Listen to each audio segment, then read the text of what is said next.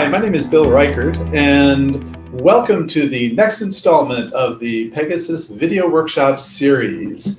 Pegasus Tech Ventures is a venture capital firm based here in Silicon Valley, but with a global presence all over the world.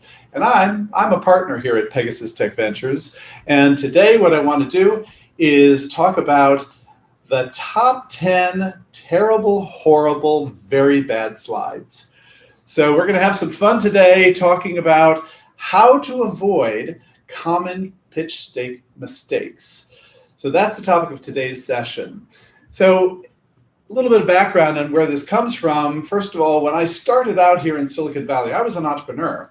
And so I did a lot of pitching to a lot of investors. I had some great coaching from pitch coaches on how to put together my pitch deck.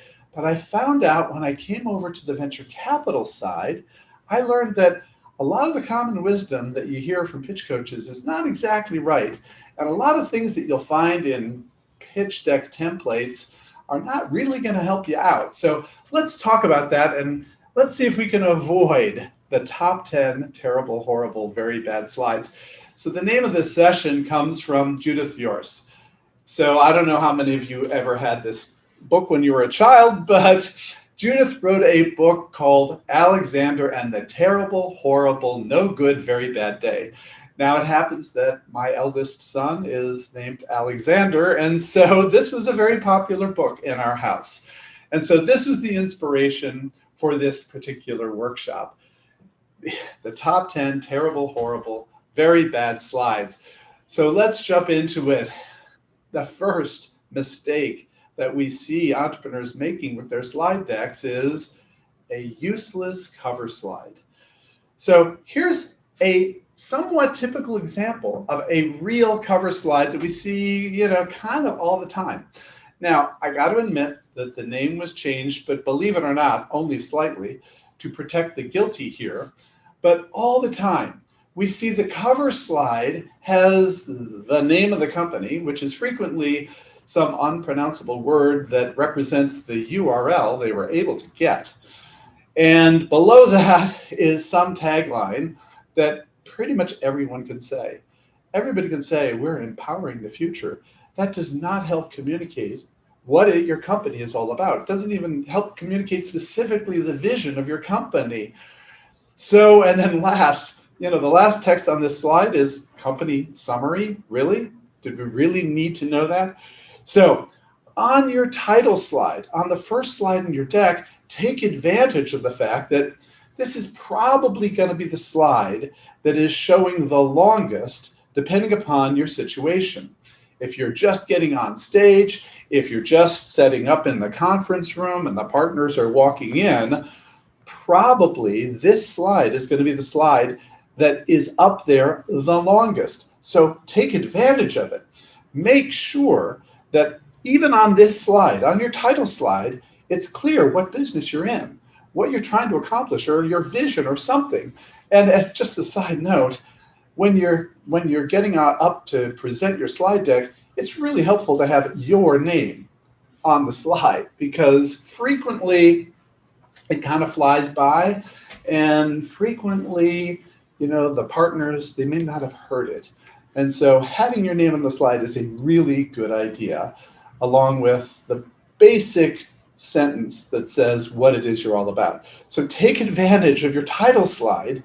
Do not leave us with a useless title slide. Mistake number two is starting with the problem. Now, this is one of the things that pretty much every pitch coach tells entrepreneurs, you should start with the problem, right? Because it just makes sense, Here's the problem, here's our solution. It's kind of a logical way of telling the story. But here's what happens, and this is the problem we get all the time with that pitch coach advice. So entrepreneurs follow that pitch coach advice, and this is the slide that we get. So the problem is, quote, we dump 2.4 million pounds of carbon dioxide into the air every day. And so, we get a long discussion about climate change and pollution and illness, disease, hunger, death, apocalypse. And so we're 2 minutes into this company's presentation hearing stuff, we already know this stuff, right? We already know that pollution's a problem, or cancer is a problem, or abandoned shopping carts is a problem. We generally know the problems that are out there. So you don't want to start with the problem. Believe it or not, you want to start with your solution. You want to start by explaining what is the compelling value proposition that you are bringing to the market that nobody else is going to be able to bring to the market. If you tell us your solution and you tell us the benefits you're delivering, we're going to know the problem you solve, right? So start with your solution. Start with your compelling value proposition. And if in your particular case, you need to provide more details about the problem you're solving, then that's okay. But it helps us as investors to know the context of why you're talking about this problem. Why are you talking about all these horrible things that are going on in the world? Just tell us the solution you're going to deliver. We'll know the problem you're solving. Okay?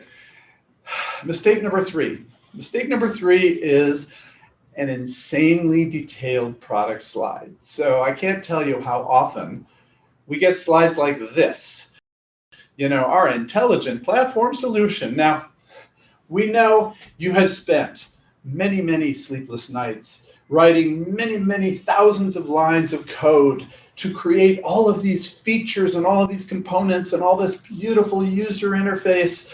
We appreciate all the hard work you've done to come up with your product, but you don't have to show us every single detail of the product. So there's no way that we're going to get the gist of what you're doing if you walk through this level of detail. What we want to see is a higher level summary of what your solution is, and then it should be crystal clear what benefits your solution delivers. I look at a slide like this, and how am I supposed to figure out what the benefit is? Apparently, it's an intelligent platform solution, but how can I possibly get that from this particular chart? So, mistake number three, insanely detailed product slides. Mistake number four is a BS market size slide. So again, we were coached as entrepreneurs that every investor is a greedy son of a gun and wants you to be a unicorn, right? So if you're going to be a unicorn, you've got to go after a really, really big market, right? And so pretty much every entrepreneur on the planet now puts up a slide that looks something like this. So, I don't know, 20 years ago, some evil genius came up with the idea of this TAM, SAM, SOM slide. And so now I would guess 80% of all the slide decks we see have these three bubbles in them. They may be side by side. Sometimes they're nested inside each other, but the idea is the same. Find a really, really big TAM number. Google the healthcare industry, and what you'll find is the healthcare industry is a $3.45 trillion industry. So that's our TAM. No, it isn't. It's not your TAM. You're doing it wrong. Almost every entrepreneur does this wrong. TAM, by the way, stands for Total Addressable Market. And it comes out of sort of the business school education world. Somebody 40 years ago thought of a way of segmenting markets by saying, okay, there's a total addressable market, which is, sort of if we could get everybody on the planet, that would be the total addressable market. Then there's a serviceable addressable market, SAM. SAM means that's the part of the market that you're going to be able to reach with your marketing and sales efforts, because you can't reach the whole globe. You can only address a serviceable addressable market, and that's going to be a smaller market than the total market. And then there's SOM, which is serviceable obtainable market. What percentage of the addressable market can you reasonably expect to convert given competition, the status quo, alternative ways of doing things? What's a reasonable, serviceable, addressable market? So the concepts are intellectually legitimate, but pretty much every entrepreneur misleads investors with their TAM, SAM, SOM analysis. So I will guarantee you guys, by the way, no investor on the planet believes your TAM.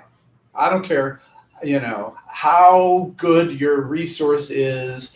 It doesn't matter because you're never going to be able to reach the total market anyway. And most entrepreneurs dramatically exaggerate what the TAM should include. So now, having said that, every entrepreneur, they come to me and say, but Bill, I always get the question, what's your TAM? So if you're going to give a TAM, if you're going to give a total addressable market, then don't Google the size of the healthcare market. What you need to do is do a bottom-up analysis of the target customers you're going after.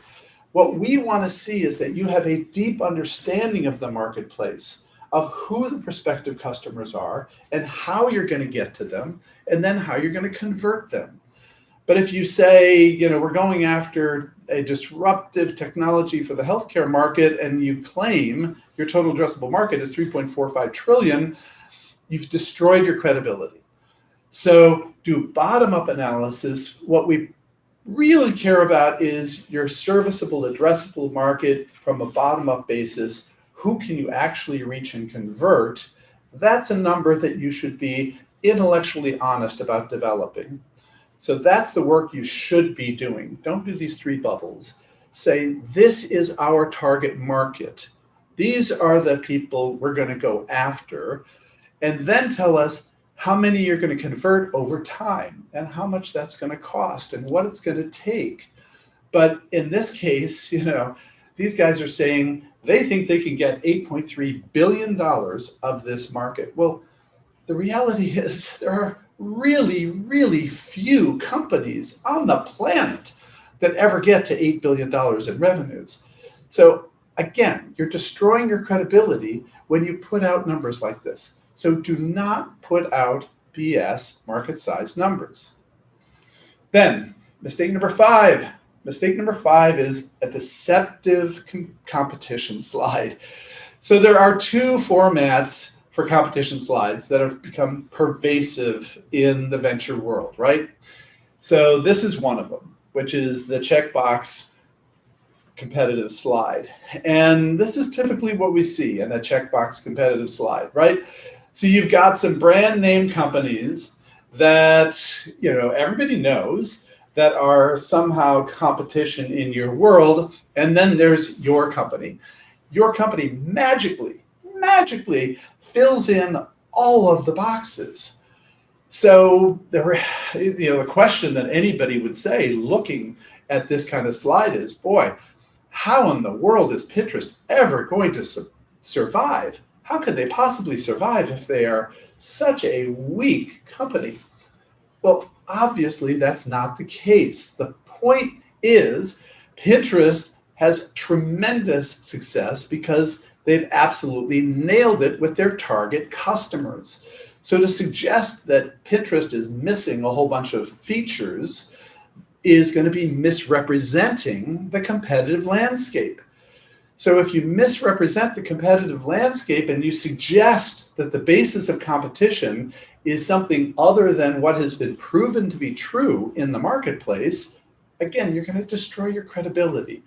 So be straight up about what you've got that Pinterest doesn't have, and then where are their customers that care? Because that's what's going to make a difference. So presumably, Pinterest doesn't solve everyone's problem. Presumably, you've got a solution that delivers a compelling value proposition to a bunch of people that Pinterest can't reach, but don't try to convince us that you are so much better than Pinterest in this particular case. So the other slide that everybody else uses, right? So it's the landscape slide. It's the 4 quadrants, and you have 2 axes, and one is online, offline, and one is easy to use, hard to use, or something like that, right? And every entrepreneur is in the box that's up on the right, correct? And then everybody else, all these great brand names are scattered around other parts of the chart, but only you are up and to the right. Again, to the extent that you're representing the landscape in a way that is misrepresenting what's really going on in terms of the competitive dynamics, you're going to be hurting your credibility when you do that. Now, you can use charts like this to make it clear how you're different and then show that there are customers that are interested in that difference, but that's the case you need to make when you're talking about the competitive landscape. Mistake number 6 is a generic go-to-market strategy slide. This is a slide that we really took out of a real deck. And it was, a little bit of an exaggeration of my point here, but there's nothing here that suggests that this team has done any thinking whatsoever about what the best marketing strategy is for their company. All they've done is put up a bunch of generic alternatives suggesting that, this is how we'll reach our target customers. What we want to see is that you've done the work to figure out what channels are indeed going to be the most productive for your marketing engine. Ultimately, what we're going to really care about is what's your customer acquisition cost, your CAC. How much does it cost you to reach out and find the right customers for your product and connect with them and generate qualified leads? And then ultimately, how much does it cost for you to convert those leads into paying customers?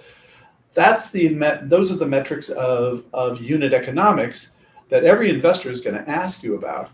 So investors want to see that you've done the work to determine that digital marketing works pretty well. If we put in $1, we get $1.25 back, maybe. That's our initial test. But it turns out social media works much better. We put in $1 and we get $2 back. We want to see that you've done those kinds of tests to determine what channels really make sense. Every time I hear an entrepreneur who comes in and says, we've got 12,000 downloads of our app and we haven't spent a dime on marketing, I say, if you haven't spent a dime on marketing, then what are you doing calling yourself an entrepreneur? If you're an entrepreneur, you would have spent, more than a cup of Starbucks coffee trying to figure out what marketing channels make sense for your company. If you haven't spent a dime on marketing after these many months, then you are not a good entrepreneur. So entrepreneurs are so proud of the fact that somehow organically they are able to generate all of this interest. But by the time you come to an investor, you better have shown that you understand what it's going to take to scale that up, to turn that into a repeatable, scalable marketing and sales program. Mistake number 7 is using the business model canvas as a way to explain your business model.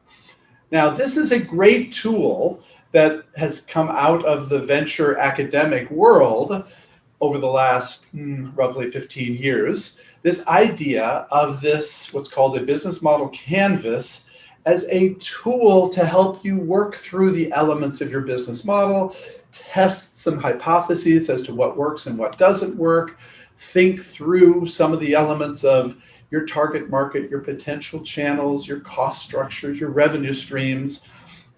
The business model canvas is a great tool internally for thinking about that and developing validation of your business model elements. But don't use it as a slide. Don't put it up as a slide for investors to say, you see, I'm using the business model canvas. That must mean I'm a good entrepreneur.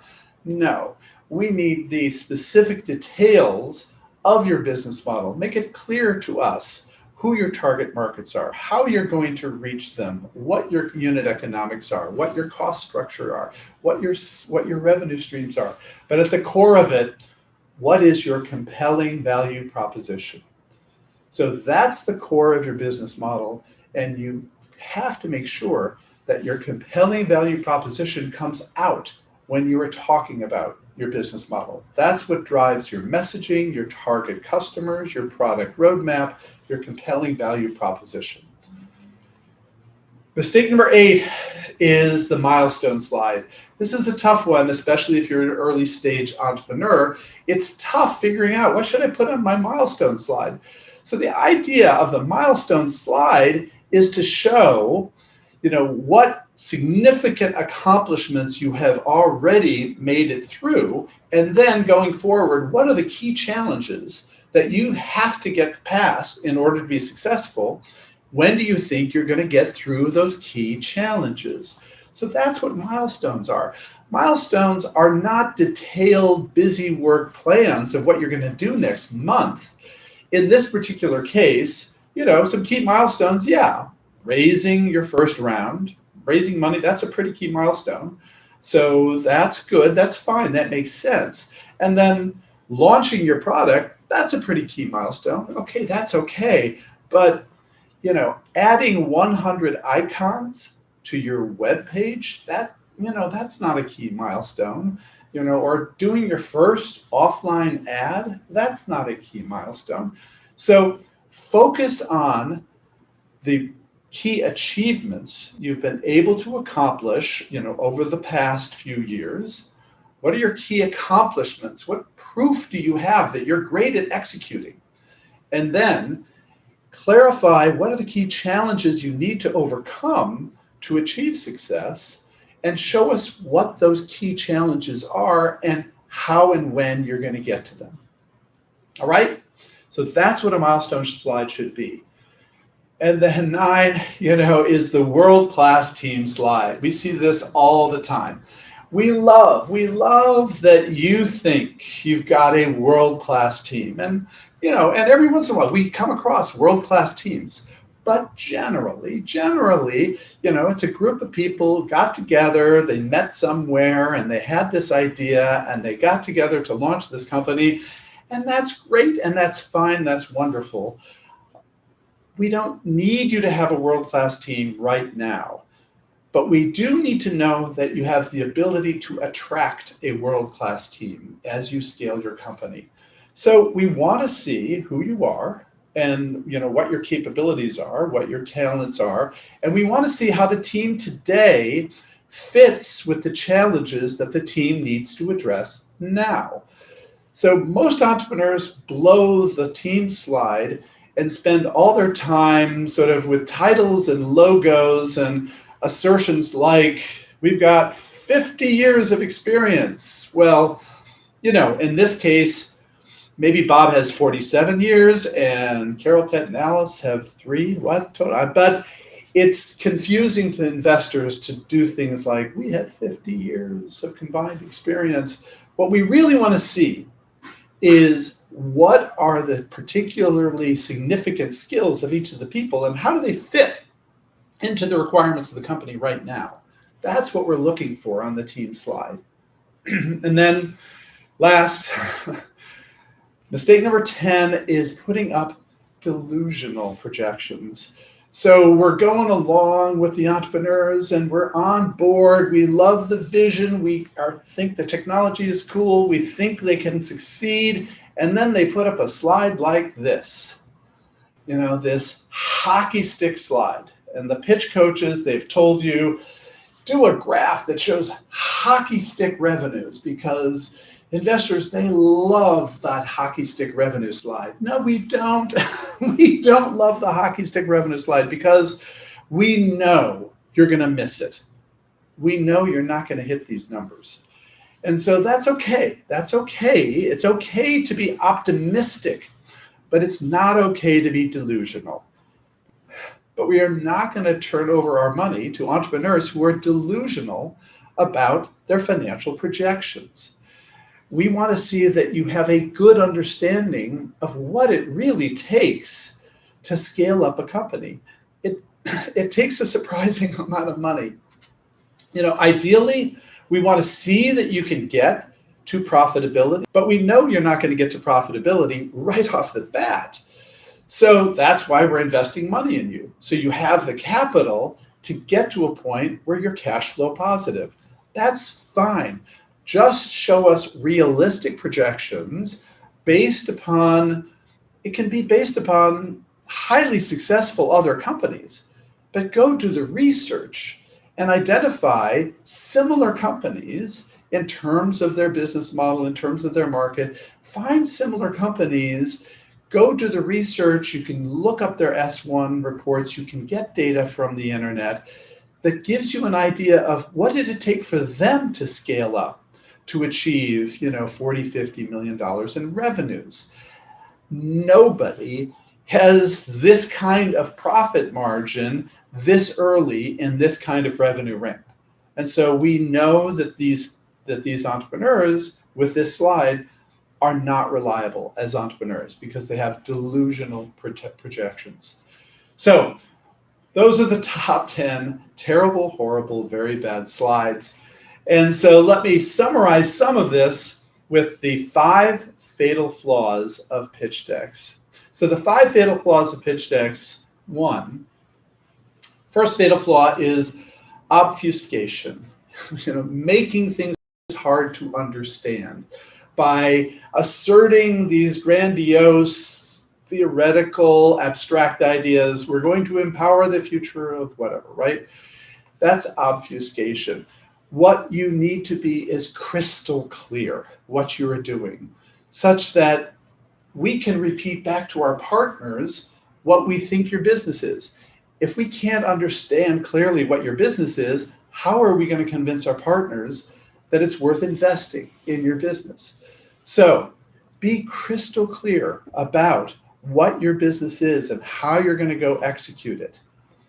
Second fatal flaw is irrelevance. So, a lot of entrepreneurs get very excited about a whole bunch of topics that are adjacent to their business, like climate change, for example, or, trends in healthcare or whatever.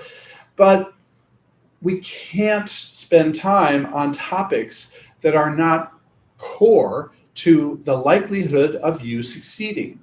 So when you are pitching, it's really, really important that you get to the point. Get right to the point. Don't surround it with stories that are not critically important. Don't surround it with data that's not core to what you're doing. The third flaw, can't think of a better word for it than mediocrity. So what we've learned over the years is in order to build a really successful company, you can't just put together a bunch of good enough technologies and benefits and features. The accumulation of a lot of pretty good enough stuff is not something that's great. What you need to be able to demonstrate is that you've got something that is great. You've got something that is compelling, that is 10 times better, 10 times faster, 1/10 the cost. It's got to be something that's going to make people say, wow, you can do that. That is really compelling. That's what we're looking for. Don't just describe a bunch of stuff that's pretty good that you think you can do. Show us something that is really, really compelling, that's going to be amazing, that customers are going to fall in love with. The fourth fatal flaw is misrepresentation. And this is the combination of things that I've talked about, which is exaggerating your financial projections, misrepresenting the competitive landscape, exaggerating your market slide. The short version of it is, please don't lie. So I know you don't think you're lying, but sometimes entrepreneurs are so optimistic. They're so enthusiastic. They get a little bit out ahead of themselves, and they have a tendency to exaggerate. That exaggeration can come across as a misrepresentation, and that can kill your credibility. And then, the last fatal flaw is just excessive detail. You've got to figure out a way to be concise in getting your point across. Now, if you have a pitch where you've been given an hour with the partners to talk about your company, that's great. You should have maybe a 20-minute pitch prepared for that hour-long meeting, because they're going to jump on you with a bunch of questions.